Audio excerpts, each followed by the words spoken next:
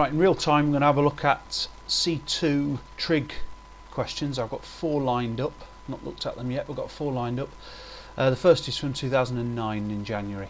Right, show that the equation, then we're given an equation which looks suspiciously like a quadratic, but it's sine squared but only cosine, and we're told to convert it into cosine squareds.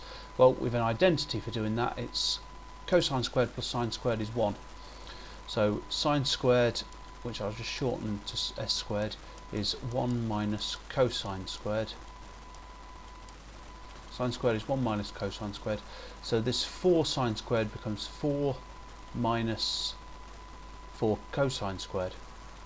So 4 minus 4 cosine squared. I'll write this all out in short here. I'd write it out in full normally, of course.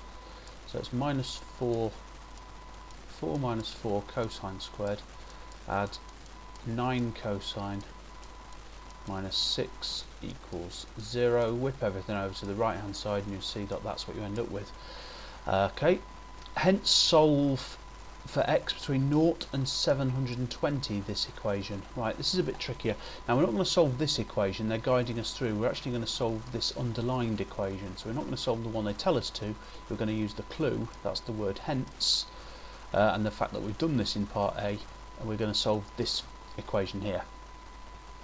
How do we do that? Well, we're going to factorise as much as possible. No, we're not. We're going to chuck it into the formula, 1 decimal place, or whatever, I don't know. But we're going to end up with cosine of x equals minus b plus or minus square root of b squared minus 4ac. ac is 8, so 4 times 8 is 32. So I end up with something like that all over 2a. This is 49, so I should have been able to do that in my head. So it's 9 plus 7 over 8. 9 plus 7 over 8 is 16 over 8. 9 minus 7 over 8 is 2 over 8. So the two solutions we get are that cosine x is 2 or cosine x is a quarter. Now cosine x is 2 makes no sense. Cosine can't be smaller than minus 1 or bigger than 1. So cosine x is a quarter. Now from a calculator, well, didn't expect to do this, but I'll whip out a calculator now to find out what the answer is here. I want the inverse cosine of a quarter. Inverse cosine, have we got cosine? Here we have. Inverse cosine of a quarter, so 75.5 degrees. We want that 1 decimal place, so 75.5 degrees. So I'll close that. 75.5 degrees is the answer. But wait, between 0 and 720 there's lots of angles where the cosine is a quarter. Here's my trig machine. Cosine is the x coordinate, so the x coordinate is a quarter at 75 degrees, like we get from a calculator, but also 360 minus 75, that's the angle down here, that's also got the same x coordinate. 360 minus 75.5 is, oh crikey, the 284.5, is it? Possibly 284.5. So that's the second angle, but we're not finished yet because we're finding all the angles up to 720 which solve this equation. So we need to add another 360 to do another lap, basically. So 360 onto this gives us 435.5, and 360 onto this one gives us, oh crikey, 0.5, 4, 6 onto there gives that 4, and 3 onto that gives 544.5. That might be right or wrong, check it yourself by adding 360 to that one. Now, whip over onto the next question now, which is, we've got another one from 2006 January, oh crikey, you can't even read that. This is slightly different, it doesn't all fit on the screen, I know, but and you can't even read it anyway, but it says find all the values of theta to 1 decimal place. 5 sine theta plus 30 equals 3. First thing to do is to divide, so we get sine of theta plus 30 equals 5/3. So just divided both sides by 5 to get this, 3/5, sorry. 0.6 And now inverse sine, so I need the calculator again. Inverse sine of 0.6, which is apparently nothing. 0.6 inverse sine is apparently 30, one decimal place, so 36.87. I'll write for the time being 36.87. Go away.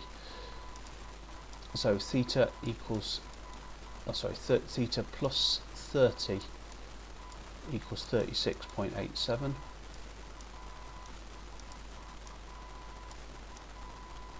Now we want all the angles between 0 and 360. Now if theta can go from 0 to 360, then theta plus 30 can go from 30 to 390.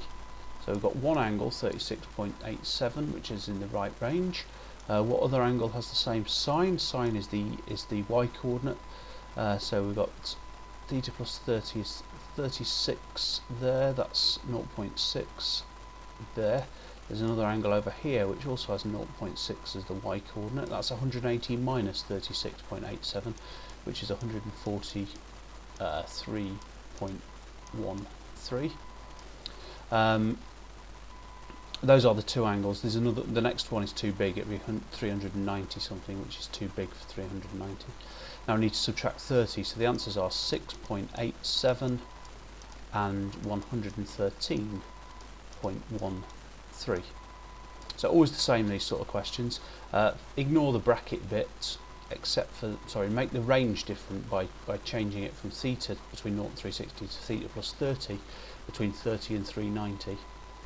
Then treat it exactly as you would normally. The next part of the question says find all the values of theta to one decimal place between 0 and 360 for which tan squared is 4. If tan squared is 4, then tan is plus or minus 2.